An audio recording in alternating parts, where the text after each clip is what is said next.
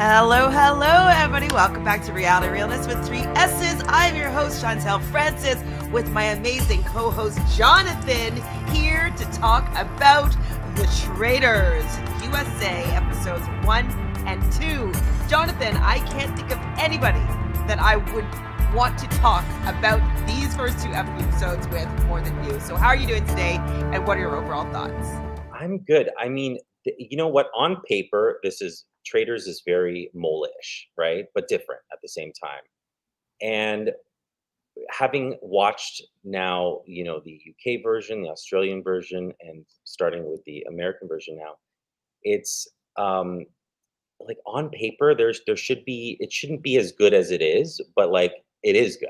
And so I don't know. It's because I'm like the mole it has elements to it that this doesn't that I probably prefer.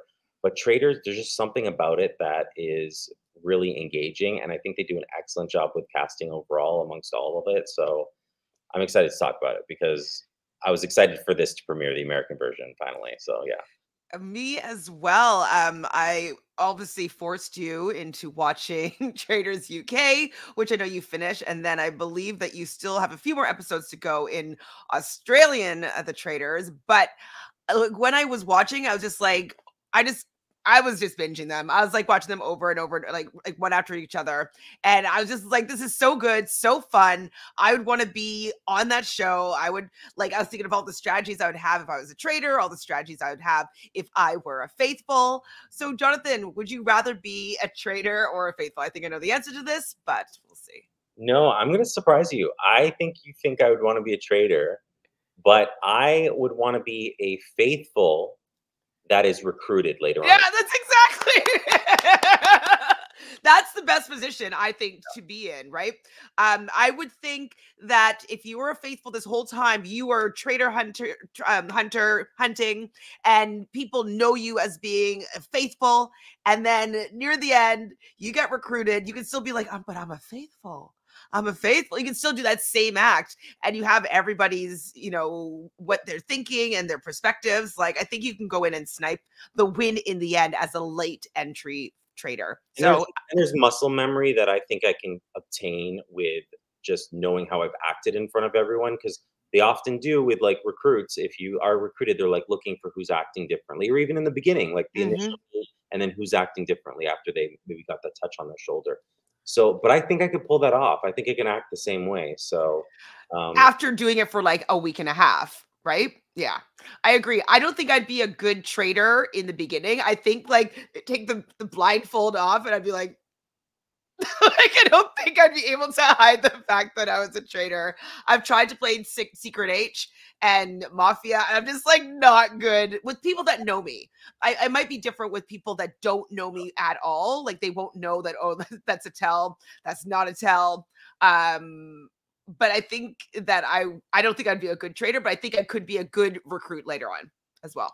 like Ryan in the American version, who was like, I don't wanna be a traitor. So I mean, I would never choose him to be a traitor, and I wouldn't recruit him. it's hard, it's difficult, and as I've watched several seasons, because it's all, different countries that we've watched, it is super difficult, and I can almost feel the stress, and that's the thing, you can't give that off, you know what I mean? You can't give off the stress of it, you can't feel like you're hiding a secret, it's you just have to be like, "Hey," and that's hard to do.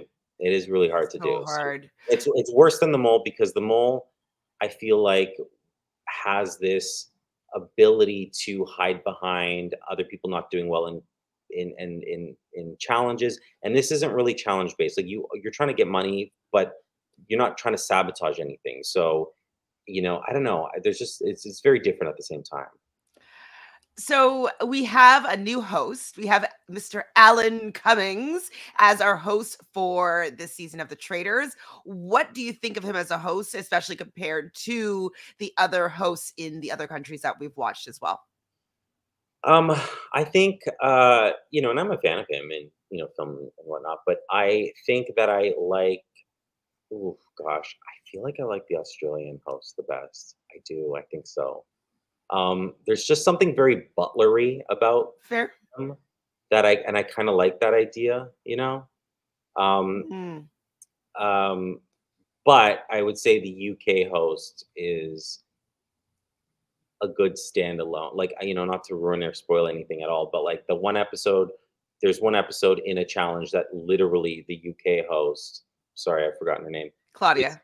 Claudia is shouting like, they're blindfolded and crossing, and she's shouting like what direction, like she's participating. Are you not doing that? So yeah, she's probably who I like the best as far as like just the person and who I'm most engaged by and like in it. But I don't know, I kind of like the idea of it being kind of like this like butler who's not the star of it. Mm. Which I kind of like too. So Alan, I mean, I've only watched the first two episodes, so we'll see. But yeah, I like how they're in Scotland, right? Yeah, so it's I believe it's the same house that they filmed the UK version.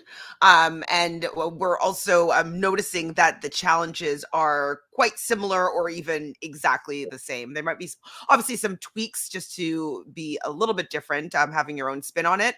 As far as I've been told, the US version was filmed first. So it Oh, seems like the UK version just aired first, but uh, I thought that I was like, oh, why is the US copying the UK? But it seems like it might have been the other way around, or they collaborated, or it's the same team.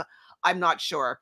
But I'm happy that the challenges don't have that much to do with the game, because I might have been disappointed to not see some new tasks. yeah, Um, I was thinking that too. but with Alan, for me personally, I really, really enjoy him. Like Claudia is definitely my favorite, but with Alan, I love that is enjoying this role. He's enjoying like the theatrics of being this host and saying traitors and murder, and like I just love the theatrics of it all. And his outfits are so amazing. He looks so sharp. I like the fact that he has his the groundsman. He hasn't really come into play that much, and believe he's the only one of the hosts that has like a groundsman that kind of helps him out and follows him around and stuff, or like helps him with tasks and stuff. So I think that that could be an interesting, potentially funny sidekick. It kind of reminds me a little bit of Taskmaster, how they, like they have like the taskmaster and then the guy beside him that's kind of like the sidekick. So Who's a producer on the show as well, but as far as viewing it, it just works because they're both funny. Yeah, I do like exactly. multiple. Yeah, I do like having multiple people So they're playing for $250,000. And I was a little bit unsure whether or not I was going to like the fact that it was half reality celebrities and then half regular people, or, yeah, regular people. So what do you think about how they did their casting initially, being half, like kind of like a fans versus favorites type things? I mean, I think it gives away a little bit because they're not going to cast celebrities and not make some of them traders. You know what I mean? So it's not going to happen. So it kind of gives that away, and I feel like if I was playing the game, I'd also know that. Having said that, I do like seeing these people that you would see in Big Brother, or it's maybe even more so like a Survivor, like with Suri, in a completely different setting, like where you're not like on a beach and Hmm. starving yourself. So I do like seeing people in different settings. I mean, Rachel to me is really watchable, and we don't really see a lot of Rachel in the beginning of this, but yeah. So I mean, and then there's a bunch that I don't know, but they just bring that kind of personality of having They been on do pop. TV, They and pop in their confessionals. yeah, exactly. And yeah, and I'm interested in that dynamic too, right? And seeing how that plays out. Well, I kind of want to see a little bit more of that dynamic, because I believe it was Michael was like fangirling a little bit over Sari, and once again having a selfie taken with Sari. And then we get a confessional at some point of Rachel saying like, "Oh, like some of these people are fans of me. I'm going to use this to my advantage and potentially stab a fan in their back." And I like that, so I want to see a little bit more of who actually knows any of these Bravo celebrities or Survivor celebrities. And I would like that to be a little bit more of the storyline since they're here. Like I know they're regular people. Uh-huh. I know that they're all playing the same game. I don't know that they all have the same chances, but I would like to know if they watch like Yeah. Shaw's of Sunset But because I also think that the celebrities need to like play into their personas, how they are, because if you see them and you're like, wait, this isn't how I thought Stephanie is, on Survivor, then you might think that they're a traitor and all that kind of stuff. So you almost have to like play as your perceived persona with the audience, playing with fans. So I thought that was interesting too. And it has some of my favorite people, like Rachel, to watch, Mhm. and not as a person. And Stephanie and Suri, like these are all people that I really enjoyed watching on their respective shows. So um, yeah, if it was all like Real Housewives that I don't watch, I would be like, okay, but still, Well, it's Brandy because she did I know do Brandy, Celebrity Big Brother as well. and So who she's married to or was married to her ex-husband and stuff, and that whole drama. But yes, I do know all of that. So I do recognize most of them, but there are a few that I don't. how have you ever watched any Below Deck? No. Kate? Was it Kate from Kate Below? is I mean, I love Kate because she was, like, my favorite on Below Deck, and I'm loving her on The Traitors. I really enjoy her confessionals, she's so dry, and what are your first impressions of her? Well, I love that little trio. Yes. With Reza, I believe, Mhm. and Brandy. Look at me with names tonight. I don't normally what? I'm impressed. And so that trio is like, ooh, that's a good trio, especially if none of them are traitors, because you just like they're gonna be outspoken and they're gonna be on the hunt. And so I really was waiting to see how that's gonna play out. Yeah, and Kate's really entertaining as well. And yeah, no, I enjoy it. So, how I was thinking on how I would actually play being a faithful, and I think that the most dangerous part of being a faithful is saying who the traitors are or who you think the traitors are because you don't really want the traitors to know that you're onto them because they're going to figure out a way to either get you banished by the group or if it's not too sus they're going to murder you. So I think how I would try to play is if I had any strong suspicions of anybody, I would befriend those people and never say their name. I would never actually say who I thought was a traitor if it was in the banishment room. So if people don't understand how this show works, is every day there's a banishment where everybody, traitors and faithfuls, are all together in one boardroom and they vote one person off and they're trying to catch a traitor, but obviously the traitors are trying not to be banished because they want to stay in and win the game. And so that happens every round. And then at night after the banishment, the traitors all meet up and they choose who they're going to murder every night. And so during the day, they have a task of some sort to gain money for the pot. It's not really significant for traitors. It's kind of like gives the traitors a break from being a traitor and having to like deflect. They get to do something together as a group. And so they win money for the pot, obviously up to $250,000. And at the end of the game, if there are any traitors left in the game, they take all the money. But if there are no traitors left in the game, all the faithfuls that are left will split the amount of money that's in their pot.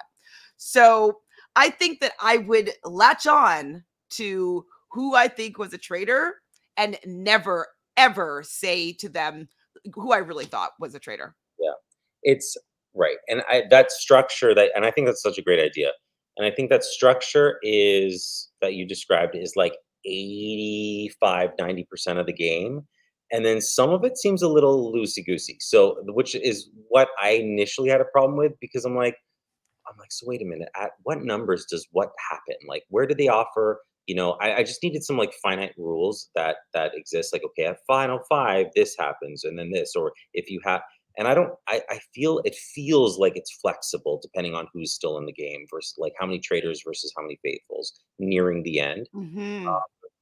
But I would do the exact same thing. I think, as you said, I think for the first half, you could be like that. And then maybe in the second half, you can kind of be like, hey, I'm the person, I'm saying it's that person. And if I'm killed tonight, it's that person. If I was like certain that they It were. would be but you do it at the end where Yeah, it's like this is the last traitor in here. I know it for a fact. I'm sorry, we're besties, but I've been playing you this whole time. That's this traitor. And like, it might get me banished, but it also might get us the win. So yeah, definitely.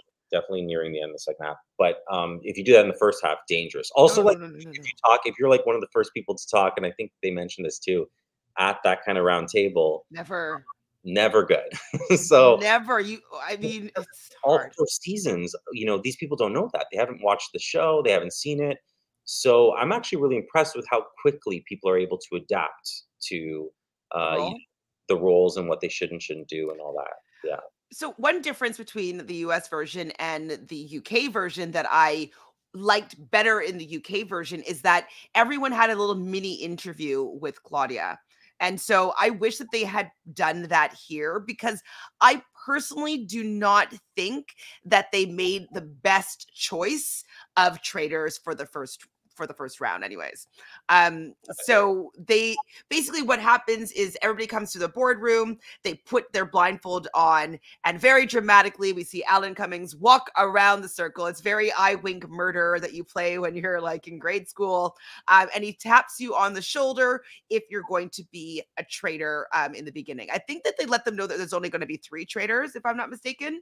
And so he goes around and he taps Cirie, which I actually felt that she was going to be a traitor no matter what.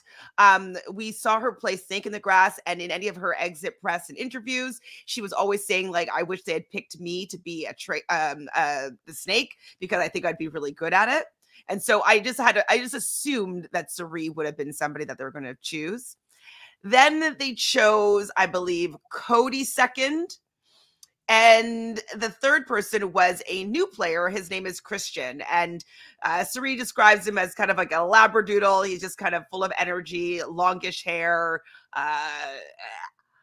He might be an okay traitor. I just don't think I would have chosen Cody, and I don't think I would have chosen Christian. What are your thoughts about the selection? I was trying to figure out why they did that, and I'm like, you know what? So it's interesting for you to say that they filmed this potentially first, because I was like, what? Because I just assumed they filmed it after all the other versions. But I was like, oh, they want the traitors to change up quick in this. Right. Like, that's what it seems to me, because found out. They want a lot of recruitments. Oh, they want traitors a lot. And like, that's just what it seemed like, because of who the traitors are. Because the other seasons, you see in them way more like subtle people who can really integrate amongst the others. And that's not who they picked for this one. I was like, whoa, you should see my face. I was watching them. Yeah, I was like, Cirie first, I was like, oh yay. And then like then the rest, I was like, really? And then Christian's such a loud mouth who like is over the top, and we're not there yet, but it's like you'll see is that in this very first episode, several of them get named as potentially traitors. And so absolutely. I'm like, I think they kind of want that. I think that's what they're going for. See, and I think that is where the US may fail in it being as compelling as the other seasons, because in my opinion, it's not about the change in traitors. It's about the traitors being undetected. Like, and that's what is so fascinating for me, is like when you see like they're like, oh my god, we have to do something to deflect this and like change it. Or like, I want to see them. Yeah, I want to see them in hot water, but I don't want it to be so obvious that they can't recover, that they can't slip back into the shadows. I don't want it to be like, oh, okay, we're just gonna have to let this guy go because like he's too obvious of a traitor. Let's recruit somebody else. So it seems to me, because I did have a similar thought to you here, that the US version seems to want to switch it up. They want to just banish many more traitors than the other the contemporary versions. And if we're just talking about cast, it's like the UK one without any celebrities has such a phenomenal cast. So good. And I mean, and let me just say this, the Australian one, there are several people that I felt strongly about that I really liked. I thought they were a great cast as well. However, they did have several duds who I'm like, who's that person? And you're on the 10th episode. And you're like, I've never seen them. I've never seen you before in my life. There's people like that. So whereas you don't have that in the UK one, they're all like phenomenal.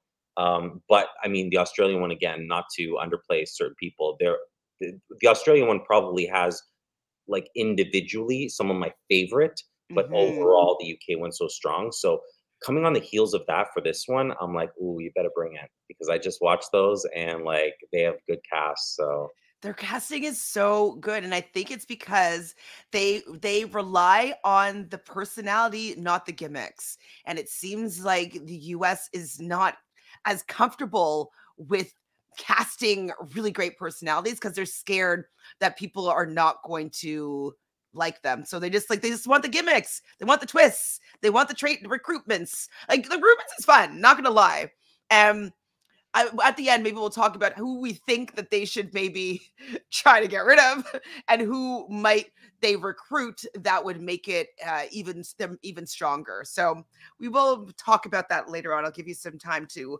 mull that over. So my girl Kate can't wait to be staring down everybody and judging people. I think that that's the scariest moment for the traitor would be taking off your blindfold and looking normal. Like all of a sudden I'll be like, I don't know how to take off a blindfold normally, and like, like I would be so bad. yeah. Or like that over like I'm looking at you like the over exaggerate. And that's what I think probably everyone, you know, coming from a casting director actor background, it's like that like a big trap for people is overdoing it, right?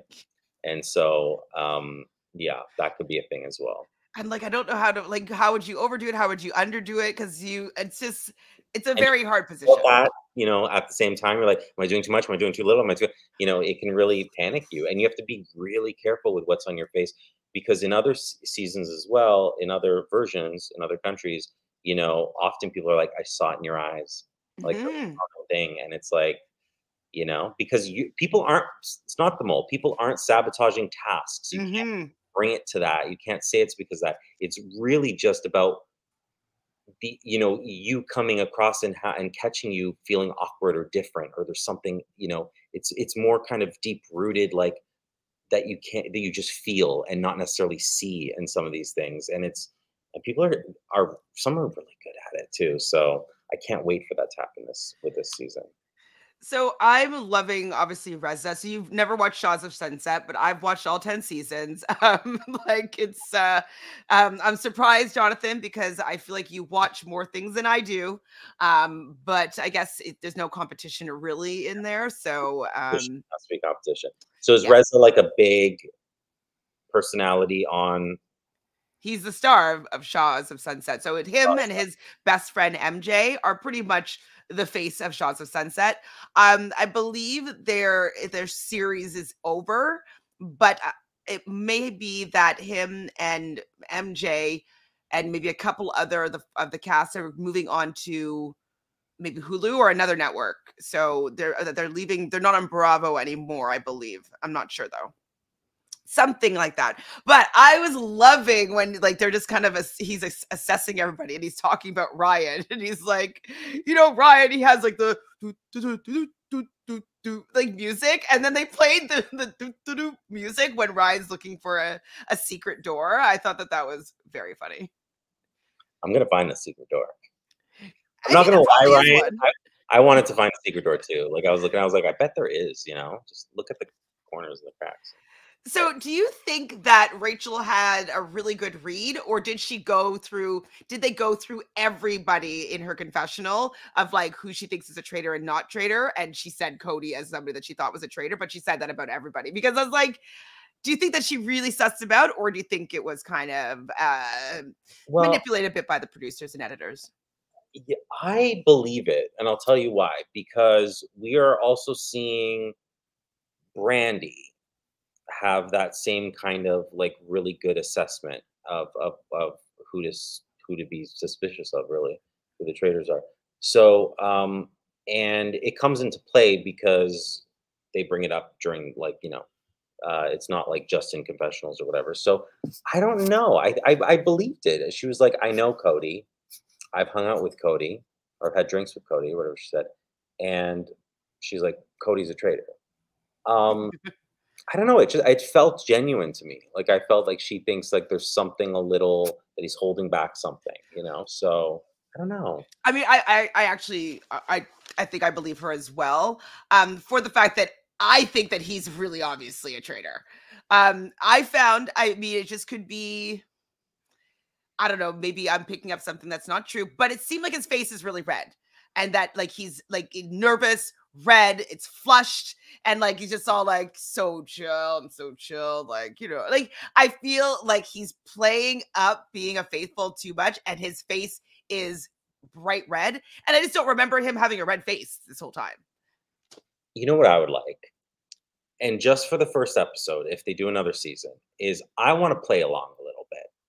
So, don't tell me who the traitors are for Right the away. majority of, like, the first episode maybe, until you have Until to. until the reveal of when they have to banish or Yeah, to murder. yeah. I wanna see it in the room, be like, "Oh, okay," you know what I mean? Like, yeah, because I kinda wanna play along a little bit because here's the thing, I also felt like Cody was, hiding something or just holding back a little bit, and would I have felt that if I didn't already know that Cody was a traitor? I don't know. Am I putting that on him? Maybe. Exactly. So, I would love to play along for the majority of that first episode until that reveal, in the turret or wherever the heck they are. But yeah, I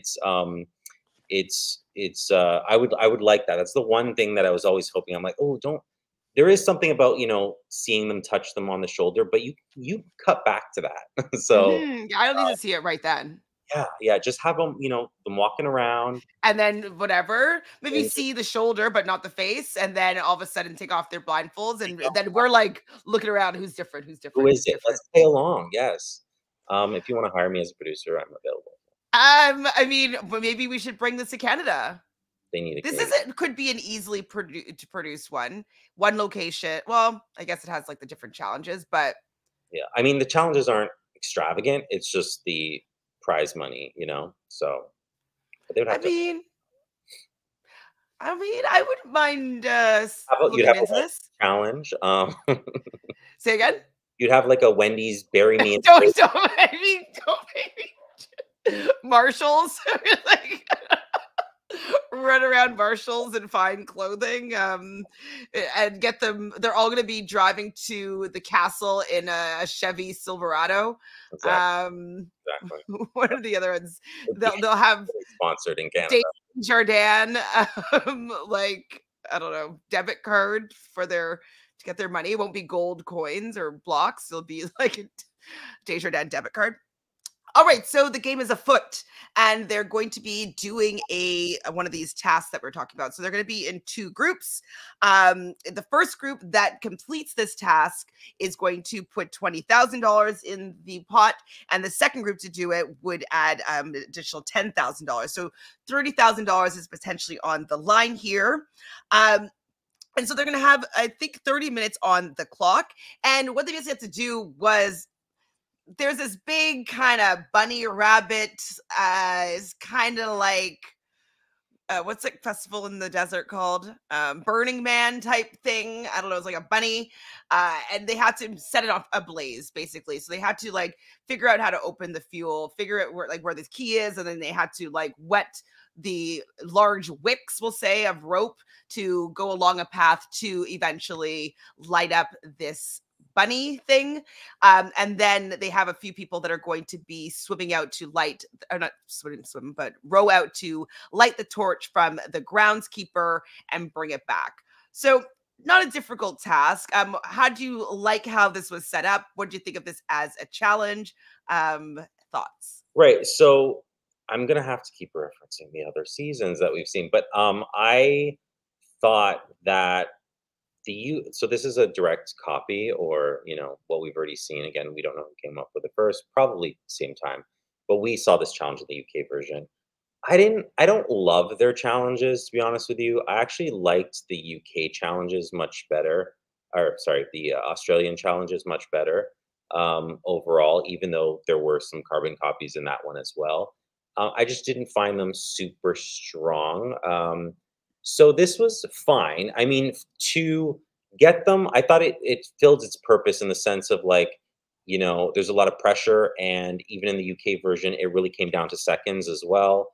And so, you know, it can get people mad at people or riled up, and I think that's very um, purposeful in this first episode when everyone's just getting to know each other, is to like get people where some people are being loud, some people aren't able to find things, some people are, you know, so any challenge that can kind of cause all of that is a good challenge. So again, overall, didn't love it. I don't like many of the challenges that they have, but it was fine. It was fine. So what I thought was interesting was how I'm able to see who's strategic and who's not. Because Ari's like, "Oh, Kate's being lazy. She must be a traitor." And I'm like, that's actually exactly the opposite. Like, if she's being lazy, she's probably not a traitor, because a traitor, I think, is going to want to make sure that people see them in a good light and want them to be around, because they're going to be bringing money to the pod. They're building the pod. The traders want to win money, so they're not going to try to sabotage or slow anything down. Like, so if you were a trader, I think that you would be working hard. So I Exactly. definitely did not think that Kate being lazy was a tell that she's a traitor. I was like, Yeah. not a good assessment, in my opinion. Um, I didn't mind Reza being super high energy and like be like, get this, do this. Like, how are your feelings about it? And maybe it's because he's a Leo, and I don't mind Leo center attention energy. But a lot of people seem to be rubbed the wrong way by Reza's animated personality. I feel like I would have been rubbed the wrong way if I was there. Having said that, I didn't mind You'd watching. be friends with him. Yeah, I didn't mind watching it right away. I like that's the thing. If I'm friends with you, then maybe I'll really enjoy it more. I don't really know. I guess it depends on how pressing everything else is and how like you know it weighs on me or whatever. But probably would have been fine. But I mean, we did see that with Michael. That's his name, right? Michael. Yeah, Reza and Michael kind of butt heads because of it. So overall, as a viewer, love seeing it. I'm here for like yes, please, like you know. So yeah.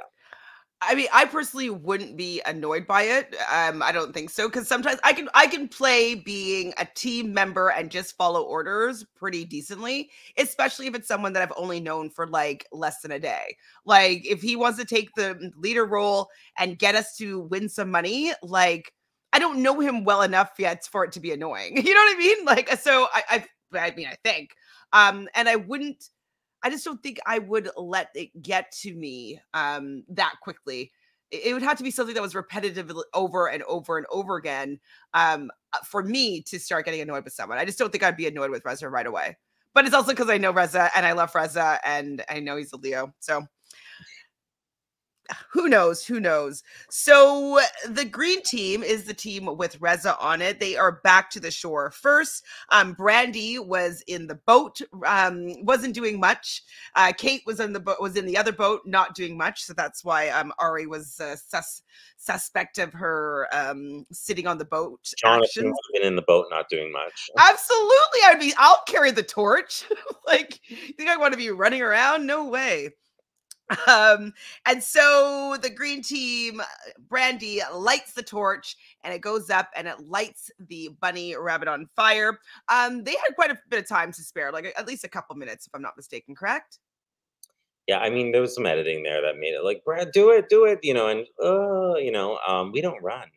So I think there was some like editing tricks to make it seem like it was a little closer than it was, but Hmm. I do think it was, you know, the second team was um the first team, yes, but then the second team was seconds, wasn't it? Like Yeah, I think 2 seconds to spare. yeah, yeah. So they do both get it. So $30,000 in the pot. I'm like, I'd be very happy to be like, okay, this is a good start. 30 grand. It's a nice, because I feel like the UK it went up in smaller increments, and so it's like, oh, this is for $5,000. It's like, I mean, yes, it's a decent amount of money, but like 30,000 is a lot better. The stakes are a little bit higher. I'd be more pressed to get out a trader and win the game for like $250,000. Forget what the grand like possible grand prize is, total prize at the UK. I forget. I think it was 120 pounds, Mm. which now is only about 160,000. I think maybe 70, depending on the day. So I agree with Kate here. She thinks that someone from the losing team should be banished. And I kind of agree. Like the green, well, not losing team, but like the blue team, they didn't do that well. And the green team were able to work together. They were really strong with making the most amount of money for the pot.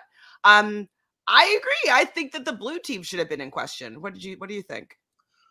Well, I mean, so again, they haven't seen previous seasons, so Hmm. I mean, if I had, I would know that these challenges overall, you don't really fail them all that much, so you have a lot of opportunity to make a lot of money. So I wouldn't be too worried about it. But if I was there day one, having not watched any of this before, I would, and we're, kind of taking a shot in the dark anyway, like at the beginning of the game with who to get rid of. Yeah, I'd want to keep the stronger people around so that I could earn money at the end that I could potentially split with people. So, yeah, I mean, if you're on the losing team, I would think that's a fair way of Of assessing. narrowing it down, anyways. Yeah, initially, Um, initially, yeah, not. although, I mean, in the beginning, obviously, near the end, I'd be a lot more strategic. But like in the beginning, I'd be like, "You're not bringing in that much money. Do we really need you to be here, traitor or not?" Like, it's like, But also, like anyone who's getting, so some people can fault because Michael kind of went around being like, "Oh, you have to get rid of this person." And it seems like someone that he just didn't like. But at the same time, I think that's kind of a good idea. If you're able to manage to get rid of people when you don't know who the traitors are and you're just picking people anyway, to get rid of people who will ruin your game by getting either under your skin because you don't like them or you can't figure them out. I do think absolutely, get those pieces off the table so that you can focus. I don't think that's a bad idea either. So I think I you have agree. yeah, I do agree, but in the beginning, when there's so many, I think they're starting off with 20 people, yeah, like in and narrowing it down to 10. And it's if especially if I was on the team that brought in the most money, I'd yeah. be like, the Them. other team it should be up for debate. So they're all kind of talking after the challenge back at the castle. And I thought it was hilarious when Reza came in. Like, I could see some people being tripped up about this. He comes in and he's like, "Oh, yeah, so Alan wants to see all the traders in the other room." And like, Can I tell you, I was like waiting for them to get up. Like I forgot for a second myself, and I was like, "Oh, that's good." it was so good. It was so like because your natural reaction just would be to follow orders or listen to, especially being these reality TV stars. They're probably always being like, "Oh, so and so wants to see you for like a confessional or whatnot." So Imagine I, if one of them got up accidentally, like, I would yeah. have died. I mean, maybe someone did, but they just didn't show it, I mean, and if then it was and anyone, nobody it would noticed. be Christian probably, or yeah, I don't think Siri. But it was I thought it was amazing, amazing, amazing. So I love that the Bravo family is going to be sticking together. I thought like Kyle would have been involved in that because I believe that Summer and Winterhouse are also on Bravo. We see it on Slice here in Canada, so I'm never really sure what's on Bravo for specifically or not, but I think they were at BravoCon. So yeah, so I think that Kyle should be brought in there. What do you think about these Bravo celebrities?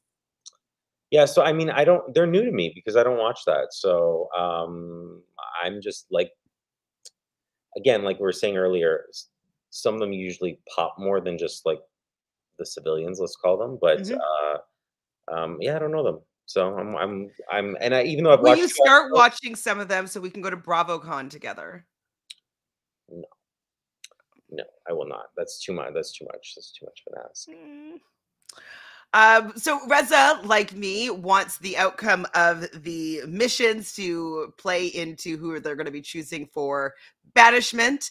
I also thought that was funny. I just think he's so engaging, and I think he brings a lot to the show, whether it's to the group or to his confessionals. Like I was, and he's a gay man, and like he's representing a community that like we don't really get to see on TV that often, and so I really love Reza. And so the fact that like people don't seem to be gelling with him, I'm just like, "Ugh!" Like I really want Reza to be part of the season. I was so excited to see him on the cast because Such like a big personality though. So although I don't think he's really getting on anyone's nerves all that much yet, I could definitely see it in like a couple episodes, it being a problem. And when you're just looking for reasons for people, that's a dangerous game to play to like stand out from the crowd. So at this point, who did you think? So there's not going to be any banishments tonight. There's only going to be a murder. So who did you think that Cirie, Cody, and Christian were going to murder? Before they were talking about anyone, yeah, I mean, Or should murder? the only thing I could really pinpoint is when you see groups forming, strength in numbers, right? So cutting those groups down in size. There might be other groups that we haven't seen. I don't know, but I saw that trio, Mm. and I was like, you need to get someone from that group because they are so strong together, and they will trust each other, and they will just be able to bounce off their experiences and who spoke to who and all that. And if you don't do it now, when are you going to do it? You know what I mean? So Now, do you think I have all the information, so I can't really I don't know if like my assessment is sound, but do you think that because they do end up choosing someone from that Bravo trio, do you think that it makes it look like the other two are faithfuls for sure, or do you think it actually makes it look like, oh, maybe they were trying to take one of them out so it didn't look like they were a traitor? yeah, I do think that it's I do think it makes them look like faithfuls, um, because I think you can see the reasoning behind it, and you can see, oh, there was a threesome that the traders wanted to break up, but I still think it needed to be done. And if you can play mind games with people and convince them otherwise, that they could have turned on each other for that very reason, or possibly a recruitment could be one of them or something later on if the trader is caught. That's probably the best way to go about it. I just think they were too strong too quickly. And now, having said that, without spoiling anything, but if you were to get one of them now, would I go after another one immediately? No. But I would probably do one like 3 or 4 people down the road, Hmm. if it was, everything else was okay. Because again, it's like you would have left people that were seemingly faithful, and that's the thing. And I think it's okay leaving one of them in the game for a long time, and I think at least one of them will be at the end. Having no idea, I've only watched 2 episodes. I do think one of them will be at the end because I think you'll get down to one of those people, Well, you don't need to get rid of them at that point. too, and then at the end you could say, like, you can be like, okay, either everyone thinks this person's super faithful, but or they could be that one person that you never suspected, and you can try to turn people's minds that way. So you have your options. So I might be super cheesy, but when the three traders were talking to Alan in the dock at midnight, I kind of got goosebumps with how like it was, with them speaking about what they would do and not do as a trader, and like I like the dramatics of it, and I thought it was really compelling. You? Yeah, love the dramatics, love the, like, the cut to, like, when they're walking into the I do, I will, like, going through all those agreements and whatnot too, but, yeah, but anything I mean, look, they're all wearing, like, hoods. Wait, they weren't wearing they're not wearing masks though, are they? No, Yeah, I want masks. I want I know. masks.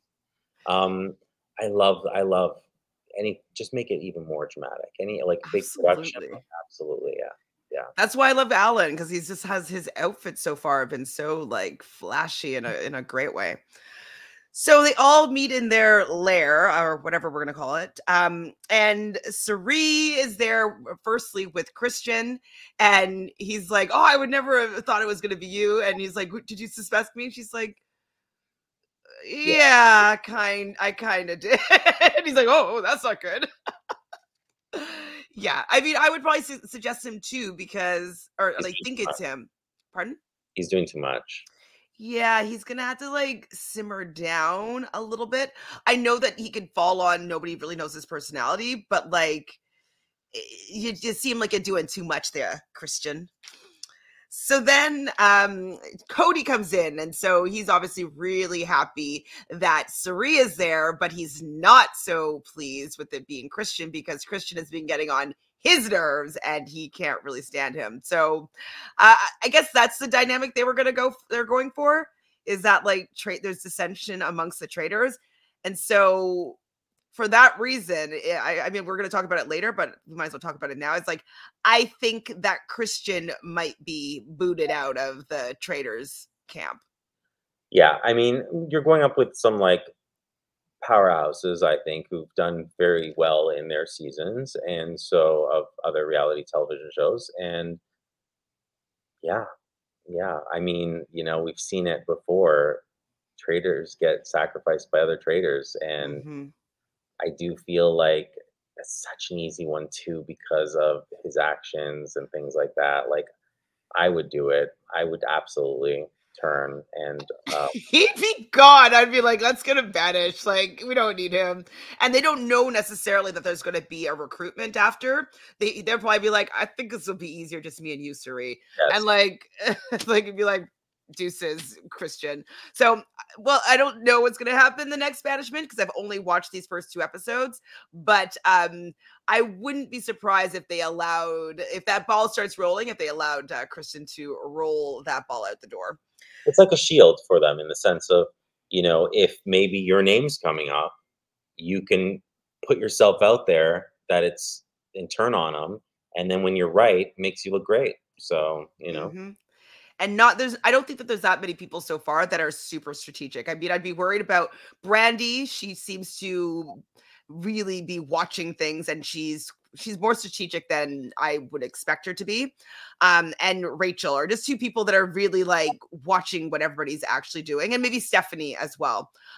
We haven't heard that much from the newbies, which is also kind of annoying. It's like, well, they should have just done a full celebrity season because they're not even focusing on some of these new people. We heard a couple of confessionals, I think, from Quinton, but I think that he off the mark. I can't remember right now, but I, the thing is, if you did all celebrities too, though, they all run in the same circles. So you'd have a lot of people who know each other. that's true. So I kind of like it being like celebrities are Fine. forced to play with people that they But I don't just know. haven't been seeing them. I want to see these Oh, for sure. non-celebrities. And I don't know if it's because they don't have a game or if like the draw for a lot of people is that there's celebrities here that they watch on TV. So if they're like, okay, let's focus on these people the first few episodes and then maybe, the others will start to rise up. But I agree with you. It's like, and there's celebrities of their seasons being picked and brought on other shows for a reason because they Hmm. were the star of their seasons in some They way or another. pop. So yeah, they're gonna pop here. So it's just like I want to know why the other people have been cast, like they look like they could potentially be really great, but right now they're being outshined and it's kind of like, well, what's the point of them being on this season then if it's only going to be focusing on what the reality celebrities are doing. Yeah. So like you said, Cody wants to split up that Bravo 3. Christian's really gung-ho about this as well. Sari's like, I'm not going to push any agenda as long as if someone's not saying my name, like I'll go with what these people are saying. So I was actually really sad because I want all 3 of them to stick around a little bit longer. I wasn't sure who they were going to choose. But when it got so the next morning, what's kind of fun about the traders is that everybody comes into the like a dining room where they're all having breakfast, and one by one or 2 by 2, like in groups, whatever, they come into the room and they're super excited that they've made it past being murdered. Yeah, that's the And best part though, is it's like, so good. yeah, I love when they come into the breakfast and they're always figuring that out. That's the best part. So it comes down to the final 2 being Reza and Kate that haven't made it in. And I really thought at that point that they were going to lose Kate and like that the show would be like, no, we need to keep Reza in here. I really thought that they would have kept Reza. I just don't think optically that, Reza and what he kind of brings to the table and represents is the best person to maybe get rid of first. Yeah, I mean, I was surprised, yet at the same time, I did want Kate, for whatever reason. I don't know. Gone or to stay? No, to stay. So I I want them thought both it to was stay. I thought it, Absolutely. I thought it was going to be Reza though. I thought Reza was staying for sure. And then yeah, for same reason, I'm like they're going to talk them into like they're going to be like, hey. If really you really want to Yeah, they're gonna be the two like, white men are gonna really gonna like yeah, exactly. And it's not so, good. um, I definitely thought that that was what was gonna happen, but then, when Kate came there, I was surprised. I mean, again, another great thing about Traders is those reaction shots. They're Mhm. so excited to see people every morning, and the reaction shots before you see who walks through the door is by far, throughout all the seasons that I've watched, all the different versions, is my favorite thing. It's so fun. Well, and I love seeing the traitors and how fake they are. Yeah. It's like Or when they find another trader and they're all jumping up and down around the round table and, like, pretending that they're super happy about it.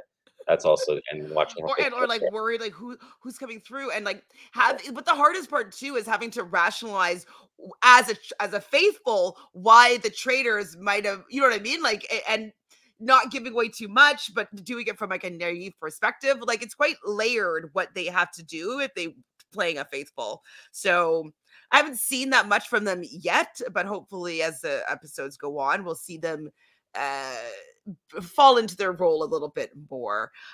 One of my favorite, well, actually, my favorite character from or trader from the UK version is Amanda.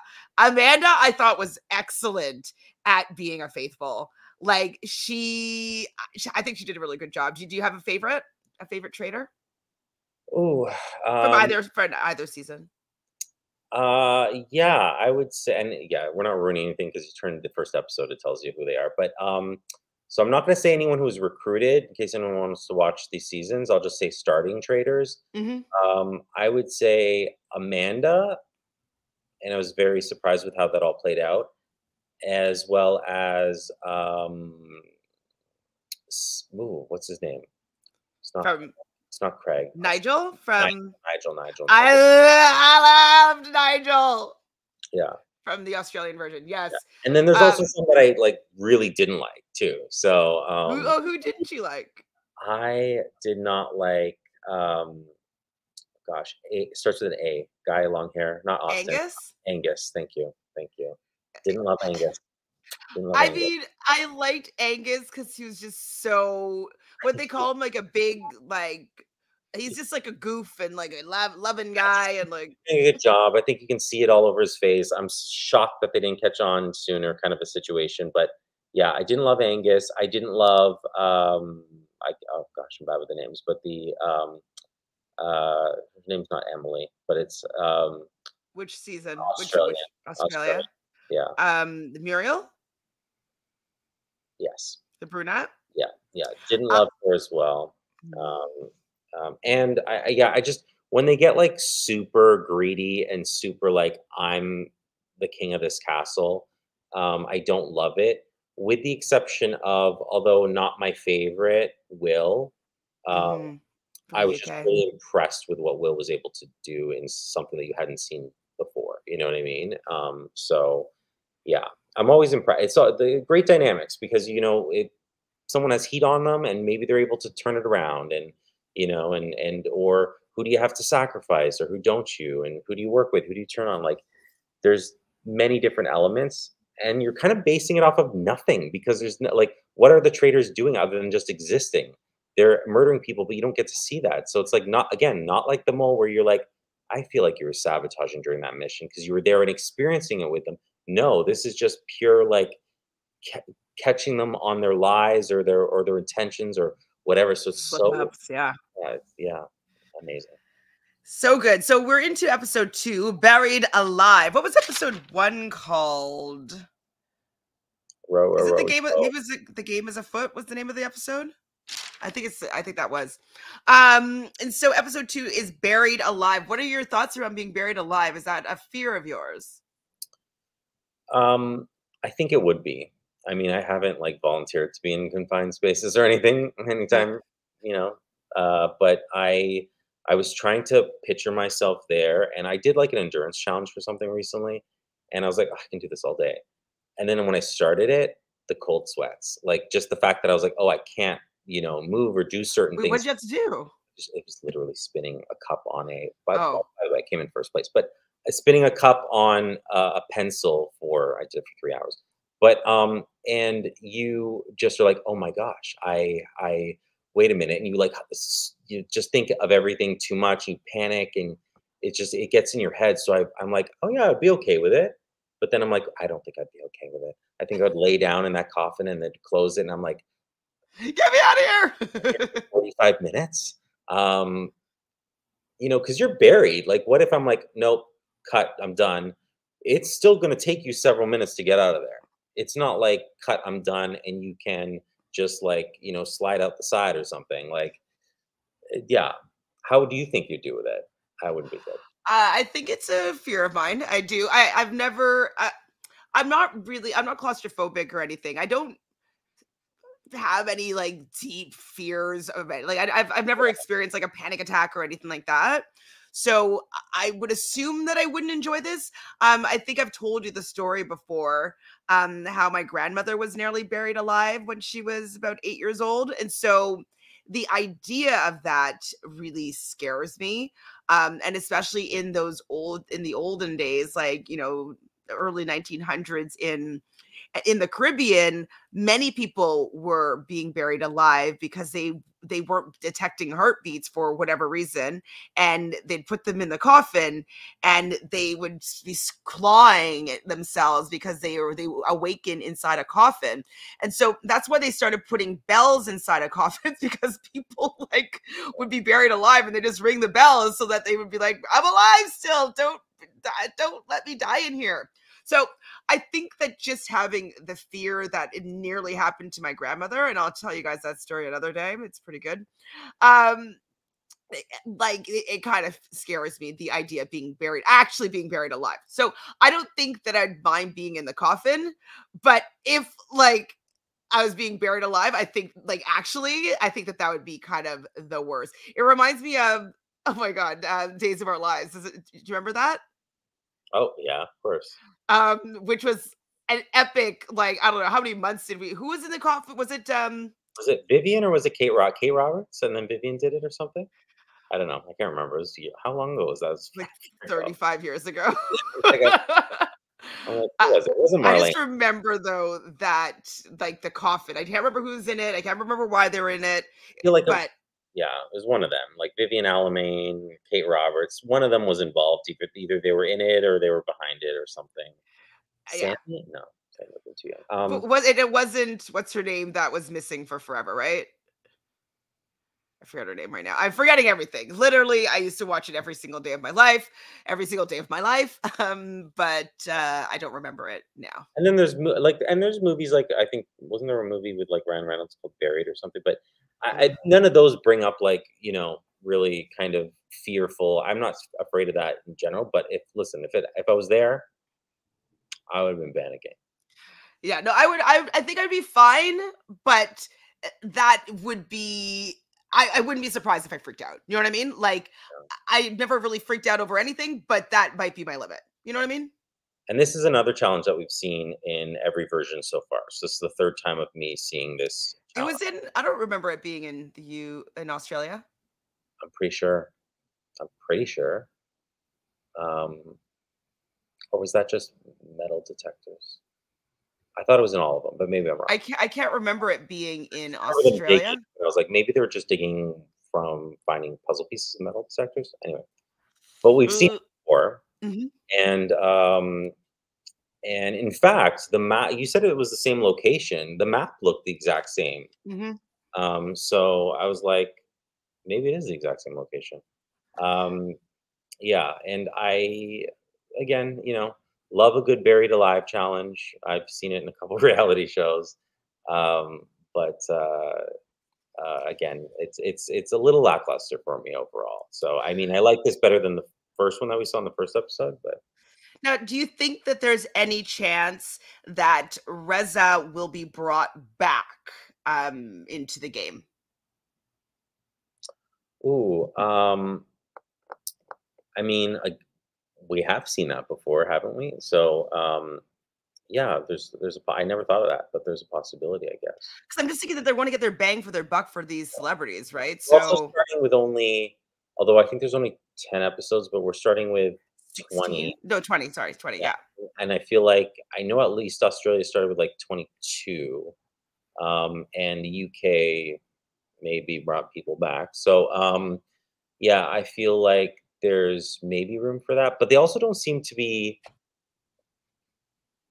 following the same structure. Like I like a completed episode. I want everything to happen in one I episode. know. And, They and do this with it's the mole. I think it's a net or like a streaming hard to get, device. like, can you just do everything in one episode? Like, I know. Well, because I was kind of thinking, like, should we just recap episode 1 and then the beginning of episode 2? You know what I mean? Like, it's so annoying. They don't take into consideration people that want to cover the episode. They only are thinking about people that are watching. yeah, I don't know. And but even just watching it drives me crazy. I just don't like it like that. I don't want to see it like that. Yeah, me neither. I need a completed episode. I don't need Yeah. the cliffhanger You ever. know when I need my cliffhanger is in 1996 when I'm watching 24 episodes of a show, and you're gonna make me wait 3 months until September before I can see what's happening. Like at the end of a season of an 1 hour show, that's when I need my cliffhanger at the end It's of the the only season. time. That's the So only you time. can be like, "Oh my god, I can't wait till September. I need to know what happens here." Do you Yeah. know? I mean, I might be making this up, but I think that Alias back in the day, Mm. they used to do stuff like that. Like like the next season, you would get so many answers to however the season cliffhanger was. Did you watch that show? You must have. Shockingly, they changed times. Like I remember it because I was into it. But listen, okay, Alias was back in the day when you didn't have like little DVRs, PVRs, whatever you want to call My them. mom mailed me Alias weekly. So I watched the first season, and then they changed time slots here in Canada, and I couldn't find it until like halfway through the second season, and then I was behind. And I have always meant to get back into it. I feel nauseous that you're telling me this right now. Yeah, but we didn't. Again, times have changed. Like we didn't have the same abilities to kind of like just easily find things. Now we can find it easy, but back then it was very different. So I couldn't just record it and whatever. Yeah, yeah. No, I'm shocked too. I'm shocked. I mean, I have to take a moment here because, like, I feel like that whole show is something that you just need to have in your body, mind, spirit. Like, And it got ruined for me too. I'm not gonna say anything in case anyone wants to watch it, even though it's an old show. But I do know of someone that's not as they seem, and I was so uh, and I was hoping over the years I'd forget about it, and I never have. well, if it makes you feel better, if it's what I'm thinking of, it's like the last season, so you can get through 4 seasons. You know what I mean? Yeah, no, I'm really because I'm loyal to all my shows. Watched, made sure I'd go out of my way, cancel plans, Jonathan, do you record after the you super long play on VHS, like hit record for 6 hours, and so you can leave the house. Like this is how old I am. But and yeah, no, I was always super loyal. But the Alias, they changed times and days. I think that's what happened to me with Lost, to be fair. So, oh no, something no, they started back at the beginning, and I was like, okay, well, I'll start watching when I catch up. Like they kept on jumping around with Lost, and I actually got lost since I never picked it back up. I watched maybe a couple seasons of that, and then I was like, yeah, I don't know what's happening here.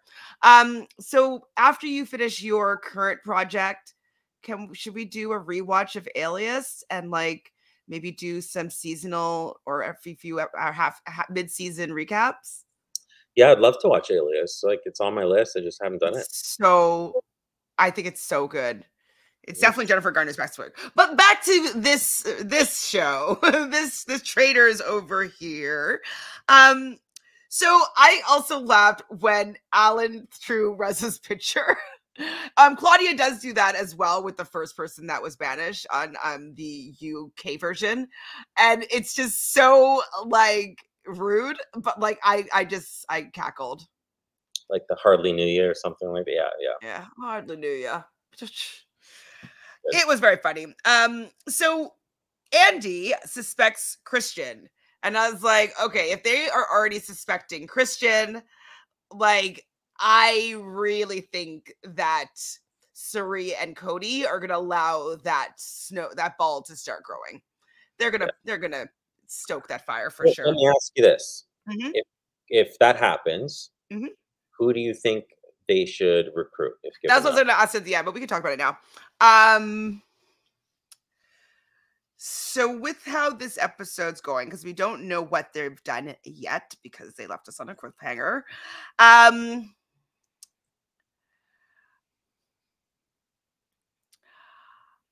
Because there's I'm two ways of going. Like you can recruit someone that you want that you could throw under the bus later on knowingly, or you can recruit someone that because you can recruit someone that's going to turn on you, so you have to be careful. Or you can recruit someone that you want to work with. You know. I think that they should choose somebody that they would want to work with. Um, Probably someone that's onto them. Mhm. So maybe what? Brandy? Yeah, that's kind of where I was going That'd be good. with like Brandy being in there because she's so vocal. Yeah, And then if she sucks, they'll get rid of her. yeah, Right. yeah. That'd be great. Yeah. So that's my first thought because Brandy is already pointing fingers at people. Within like called out Cerie, we'll talk about in a sec, and also calls out Christian. So it's not great. And who's saying Cody's name? I feel like someone has said his name other than Rachel. Anybody else? Oh, not that I recall. I just remember Rachel saying it, and then Brandy brought up Suri, and yeah, yeah. I don't know, Now, but do you think that the producers might force them to pick another non-celeb? um, no, I feel like they can probably pick whomever they want, but Good. yeah, I feel like they will. I feel like they will probably pick Brandy though, because they know that you know, like Cody was there when that name came when Suri's Yeah, name. you gotta shut her up. Yeah, and then Suri would be able to convince Cody that like, look, if she's finding me, she's gonna find you. So yeah, if they don't murder her, I would say I think murdering her would be too obvious. so too. So bring her aboard. Bring her on board. Bring Move her on. on Yeah, board. I would say let's do it. So the group confronts Mike because they think now that Mike could potentially be a traitor for the fact that he had some sort of altercation with Reza. He's saying, I never had any sort of altercation with Reza. Geraldine, did they show us what Geraldine actually said or didn't say? Yeah, But she was like when? Because they were just on about how she was acting weird, and then like looking up, and in the beginning that like that's just was her whole thing was that she was just looking weird, right? well, wasn't it? Didn't someone say that it was Geraldine that said that Mike had a fight with Reza? Oh, right, maybe, but Anyways, I oh, don't think that they Geraldine's showed name it. keeps coming up all the time. Yeah, I don't think that she's sus to me at all. like, like I don't know. I mean, it seems as though Mike is just trying to put targets on so many people. Um, but he's just not a great player. He's really not good. yeah.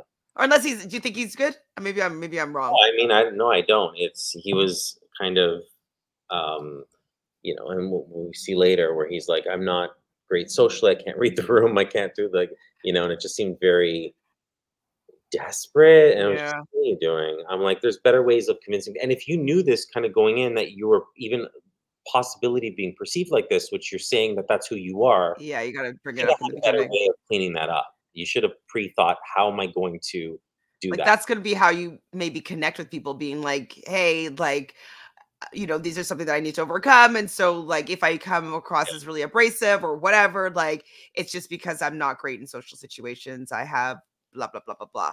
And he Like, didn't have any reasons as to like, or he didn't have any kind of good explanations, or yeah.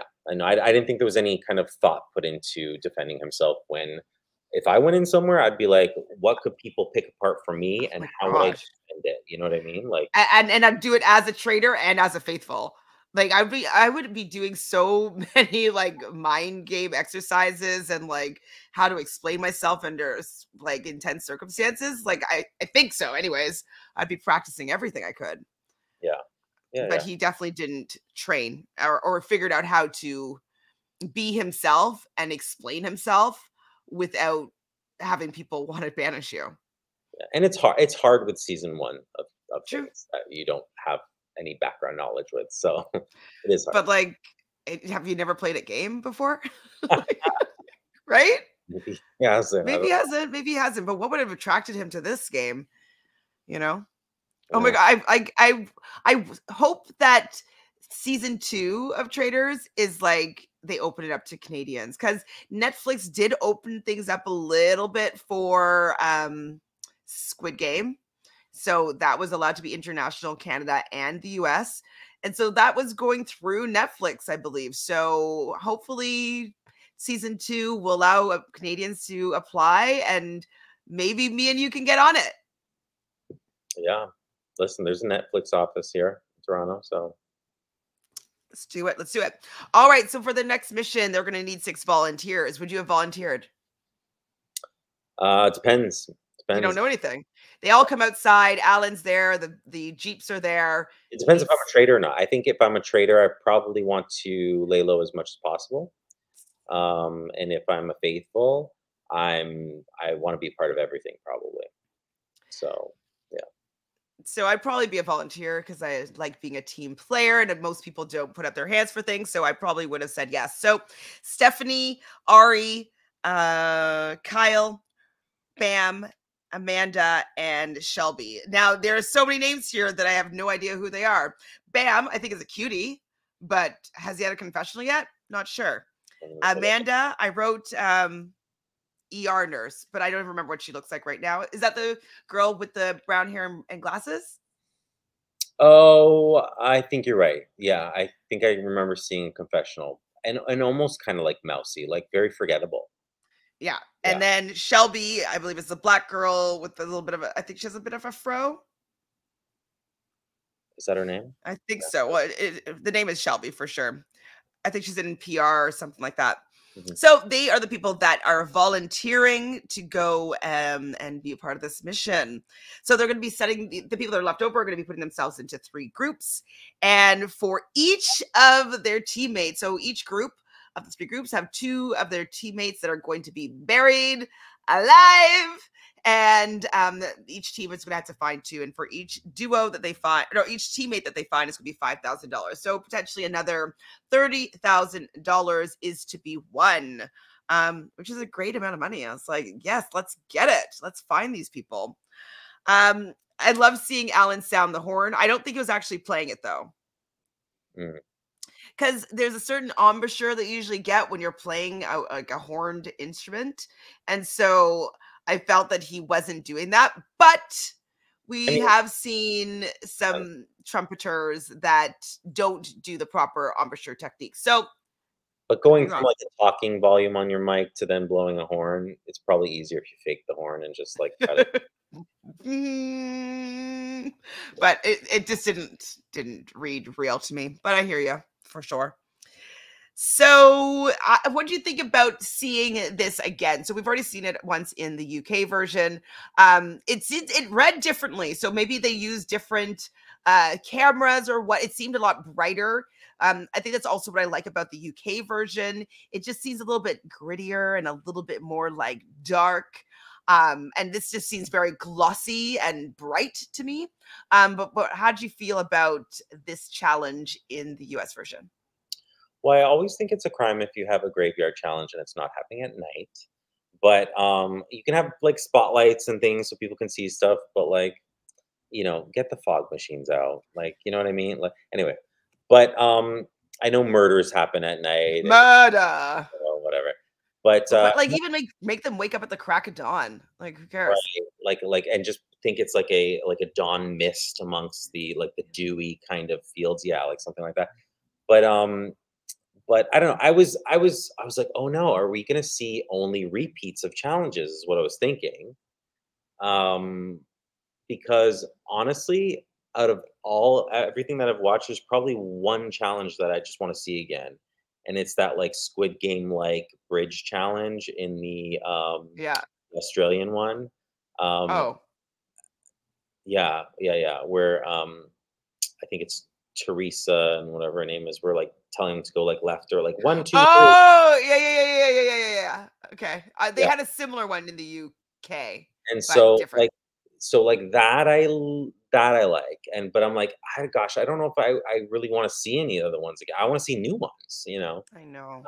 So I was thinking that more than anything, but, you know, yeah, it was alright. It was alright. It was alright.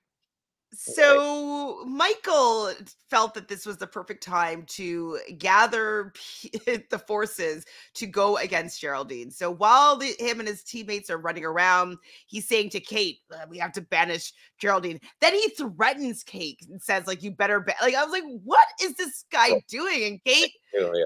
is not the person to be bossing around in that fashion. And clearly he's not watched her on Below Deck because she's not the one to mess with. Yeah, What? but, like, why would you say that to anyone? Like, I let don't alone, know. like, pick the wrong person, but, like, I was just like, "What are you doing?" I don't know. I don't know. I was just like, and right here, like you're And her okay. confessional was like, so I said and I was like, "What?" And she was like, "Wait, no, I mean," I was like, "What?" Like, it was just and at this point that it was like, "Why would you what? You guys are running towards you're in the middle of a challenge." What are you saying? Like, it's so true. Like, wrong time, buddy. And it's not like you guys are best friends and you just need to like get a moment to talk to that your best friend about like, okay, they think that's what we should do. Like they probably never said two words to each other. They're running, trying to finish this mission. Kate's wearing leather pants. Like it's just not the right time to be strategizing on who to banish while you're running this mission. I was like, Michael, read the room, read the gravesite, like bad timing. Um, so the yellow team, though, are seeming to be able to work together. They are able to get Kyle and Bam out. And now what it seemed like on the UK version when we saw this, when they got out, it seemed like they were able to help any of the teams Yes. dig. Yeah. But it seems like in this version, they were only able to help their team get out the other person on their team Yeah. because I felt like they had enough people to be able to get everybody out. So spoiler alert, if you watch the episode, you would know that the blue team does get everybody out, but the red team fails. Is that right? Or is it the other way around? No, sorry. The red team gets Shelby and Amanda out, and the blue team fails. So I don't even remember who's on the blue team, but I believe yeah, they didn't get out Stephanie and Ari, and I believe it's Angelica. I have no idea who Angelica is. Can't help you Suri, Azra, no idea who Azra is, and Andy. I do know who Andy is. But they did not get Stephanie and Ari out, so they only were able to get $20,000. But they were there, like everybody was digging at the same time, and I was like, just help them dig. Like it should take you 2 seconds with 16, 18 people helping dig. on the But UK version, they definitely were like, "Okay, and now let's all get the red team out," or whatever, right? So they were definitely and this one I did notice too that it seemed like they were maybe not allowed? I don't know. so I thought that was a bummer because I feel like they were very close, and you know, if they would just had allowed everybody to work together, but I guess they just it was only their teammates, and their team didn't seem to have that much hustle. Um, Also, just wanted to note that Michael was really annoyed with Geraldine because she had the map. And she was ahead of everybody with the map. And I was just like, is that what this is about? You wanted to be the map guy and you didn't want to give Geraldine the map? Like, come on. Do you think What that Michael knew it was between, like, him and Geraldine, like, those are the names that are right now, and he was well, it panicking, only or happened because of him. I mean, I think that he might have been able to slow play that maybe in the banishment room and like maybe use that as the time to be like, well, look, you did this, like you were difficult to work with, like you had the map and you didn't take us on the right path, like you know what I mean? Use the banishment time to maybe out Geraldine. But the fact that as soon as Kyle comes out of the grave, he tells him like, "Oh yeah, we're going for Geraldine." Kyle's like, "What? Like I've just been buried alive for the last 40 minutes. Like, you want to talk to me about Geraldine? Like, get out of here." I think that if he maybe had used the banishment ceremony or whatever it's called, it might have been better for him. Mhm. Yeah, I agree. Might have been, maybe. So anything else about that challenge that you want to talk about that I might have forgotten? No, I think you covered it all. Again, yeah, I wasn't like super excited about it just because I've seen it and it was just fine the first time around too. So I'm like dying to watch the third episode now because I know. I want to know. I'm like, is it a repeat? I mean, of a recycled challenge, or is it something brand new? Like, I really want to know kind of where they're going with this. So Agreed. Me too. So this when they're going back to the castle, this is where Brandy wants to say Michael as the person that she suspects the most, but she says Cerie. And Cody's in this vehicle, and I was like, no matter what, Brandy, like, don't be saying like, oh, like the celebrity that I think would be Cerie. Like, you got to be very careful about the names that you throw out because you don't necessarily know who's listening. And so I thought that was a poor decision on Brandy's part to just be blurting out names like that. Like, yeah, that's Brandy, true. I mean, it's gotten a lot of people in hot water in other seasons. So um, again, it's like later on, but you don't know. You don't. Maybe if you have a trader out and you think that there's maybe only two and you really trust who you're with. But again, we've seen before where people really trust the traders, so you always have to be super careful and can't give people a reason to murder you. You know? exactly. Brandy also knows that Christian is a traitor. It's like, oh boy, like this is not good. She's named two traitors like in a hot second. So we have the banishment ceremony. And this is where Cody starts. And I was like, Cody, this is not good. I mean, I don't know if everyone's gonna be as savvy as you and I might be with like our traitor detection, but like, don't start. Yes. Never, And, almost never. and when traders do start, it's usually when they're in trouble or needing to protect one of their own. So it's like always super interesting to like, if you suspect someone and they're starting, just kind of see if they're trying to divert the attention or whatnot. But I was worried too. I was like, oh, I think though he handled it decently well though, because he does say Geraldine and Michael are the two names that he's been hearing. So I think he kind of played it okay, but if you're starting, you would think that it's just to deflect if you're a trader. yeah. So I'd be like, I would all eyes would be on Cody if I were in that banishment room. Kate does not care. She tells everybody in the room what Michael said. Kyle echoes these sentiments, and like then Michael starts backpedaling and talking about all of his excuses or whatnot. And I can understand and respect anybody that has any social anxiety or any other, whatever they have going on with them. But it doesn't read well for me when they use it when they're in a panic. It kind of is like, oh, now you have all these things that we have to take into consideration for you playing poorly. You know what I mean? I just didn't like how he kind of used how he used it. And like you said, I think he should have maybe brought it up in the beginning or found a way to have people understand who he is as a person, but not when he's defending himself. It just Yeah, it seems just seems desperate. exactly. I was going to say something. It seems very desperate, and that's why you have to establish kind of who you are and stay true to that throughout. And so when you're like, if you're like quiet, but then just defend yourself and go strong, it just makes you look like desperate or guilty. So the one good thing, going back to like Cody for a second, is that speaking up, as long as you continue to do that like have something to say and you're not one of the more quiet ones, when you'll need to speak up to defend yourself, that behavior will have been pre-established.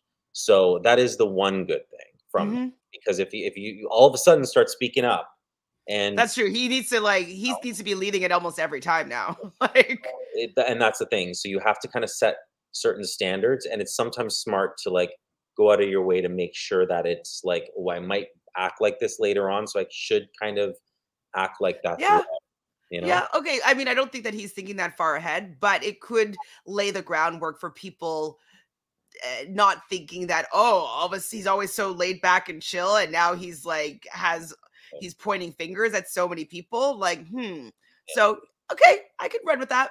So for any of them, I think it's always like you don't want to come off like you said, like a desperate kind of last attempt to, so you just kind of you really need to think about how you're going to come across when you're going to speak to people, how you're going to speak to people, And like I said, I would lay low, but at the same time, I would make sure that I'm interacting enough that if I needed to defend myself, I'd be able to without it seeming really weird. So Geraldine, who is in the hot seat, I don't even think she said a word. I was no, like, are you trying to get banished? Like, I know she said that she shuts down, but she said that in her confessional. And like, I I was like, Geraldine, like, just be like, I'm not a traitor. This guy's is look at how he's acting. Like, I don't know. I'd say something. I would not just allow him to get me banished, but she just let it go down. I was also looking to see if anybody spelled her name correctly. oh my There's so many different God. versions Who of was her your name. favorite? My favorite was Rachel. Yes. Like, Was Rachel's JERYLDEAN? yes. I like specifically like took a mental note of that. I was like, huh. Another one was GERLDINE. That was close to proper. I stopped taking them down because I'm like, I couldn't see all of them, but I was laughing at like, Geraldine. I was like, if you don't know how to spell it that badly, maybe I would have come up with another solution. I just don't know. Like, I just don't think I would ever come out with that version. Yeah, that's unique. Like, they're so bad. Yeah, just even starting with a J, I was just like, that's special. I'm happy that you noticed that as well. Oh, So good. Andy is crying when they put down, I don't even know whose name they put down, but I was like, why are you crying? Geraldine is banished, and of course she is a faithful, and they're all like, oh. I was like, I don't know, she's pretty obviously a faithful to me, so I don't know. I don't know if it's yeah. just because I was not there, I but just love how emotional it gets like over time too with as every episode goes on. They'll get even more kind of involved and crazy about it. So love it. so what do we think is going to happen? What do we think? Who are the traitors going to murder? Yeah, well, I mean, there was some discussion about Or who do we don't think? I don't think they're going to murder Brandy because that's way too obvious. what were we saying? Um, I agree, and I don't think that they will murder Michael. or Kate. I think they would go like a completely different direction, but like attack another section of it somehow. So I don't know what I saw. Like if there was another group or something that I could see being strong or Is forming, there did they show anybody else accusing anybody else? I think so. They better not murder Quentin. I was worried about that for like at the beginning of that episode. And yeah, why was I worried about that too at the beginning of that Mhm. episode? So I don't know. Maybe it's there's something in that edit that's giving off those vibes. But I don't know. I just felt like they'll go in a different direction. Is how I feel for a reason that maybe I don't know yet or I haven't seen. But um, yeah, that's what I think. I did think it was really funny though after the banishment. They're like, "Oh, let's get a glass of wine." Like, I do like the celebrities are a little bit more like they just want to have a little bit more fun and get me my booze and stuff like that. So it's kind of fun. But Christian starts talking about what a great person that Geraldine was, and Kate's like, "What are you giving it a eulogy? Like, get out of here!" And I was like, "Yeah, thank you, Kate, for saying what we're all thinking right now. Like, she's just gone for the game. Like, chill. It's the first banishment." And I do think Kate's really for that reason dangerous to the traders in the long run because you're gonna be able to see through her and that's the truth and just like know that she's a faithful, right? So um she might be a good one to recruit too. I was going to say murder. I'll recruit her, Brandy, and then just kind of like throw them under the bus if you need to or whatever. Yeah, I don't know. Okay, Distract. so They're distractions, and I think you can use that. You know, you don't want them coming for you, but you can use it against you. But do you think that Kate would be more as a recruit able to divert Brandy, or do you think Brandy would be able to divert Kate? That's what I would be thinking and make my decision accordingly. If Ooh. I think I think that Kate would be able to control Brandy more so. and I but then think the other Brandy's more emotional. if Kate ever turned on you, or if Brandy ever turned on you or whatever, if the one that you recruited ever turned on you, they do have that other person that's like their bestie to like, you know, really convince other people and their leaders. So you might have to get rid of one first and then recruit the last one. I don't know. Well, which they've done now. What do you mean? Oh, like recruit them once they're not in the game. I see what you mean. So it's I want Kate to stay right now, so I just want them to be off the Bravo celebrities. And I think they will overall. I think they'll leave them alone for now and go in a different direction. I mean, I know Cirie is worried about Brandy now that she's said her name, but I think that they need to go way like just completely different and make them be thinking about something else completely. Gives it away if you hyper focus on that because of who they've been saying and whatnot. So absolutely, yeah. Like you have to be in that hot seat and have that person be saying your name. Well, like you were saying, like you either need to not say it at all and keep it to you as to who you think's a traitor and who's not, or say it super loud enough that they're afraid to kill you because they know. But then they'll just get you banished, though. That's what I'm saying. That they'll try to push for your banishment. Oh, yeah, no, I agree. But I mean, like, if you're going to say something, then you have to go super loud so they don't murder you. Because I think you have a better shot at talking yourself out of being banished than you do of like murdering. They just pick whoever they want. So, I mean, I would do what you do and not say anything. But it's like, if you're gonna say something, I would go loud with it. You know. If I was going to say something, I'd go loud with somebody else. But I know what you're saying, though. I know what you're saying. Well, is there anything else left in these last 2 episodes that we want to discuss? I would say 2. No, I mean, yeah, I can't wait to tune into the next one and kind of find out what direction they're going to go. And hopefully we get in newer challenges. And I do think we're going to get I do think the traders are going to get rid of Christian and switch up quite a lot this season, actually. Yeah, I do. Well, Jonathan, this has been a pleasure. Hopefully you'll come back and talk more traders with me because I think that you are the perfect person to discuss murder and traitors and faithfuls with. So thank you so much for being here. And if you haven't done so already, please subscribe to the channel. We're just trying to build a lovely community of people that love talking reality TV as much as we do. And please like this video and leave a comment as to, up until this point, who do you think that they should be murdering tonight? And how do you think Christian is going to fare? Do you think that they are going to keep him along for the ride, or do you think he's going to be fed to the wolves? I think fed to the wolves personally, and it would be probably better for their game, but you never know. Well, Jonathan, though, do you have anything going on that you want to share with the people before we close out our little chit chat today? Well, if you're playing Duplicity and you're looking for that exemption, I would message the word zipper in your production chat. That's everything. Zipper in the production chat. Well, thank you for that little tidbit. I wish that I was playing Duplicity. Duplicity. Yep.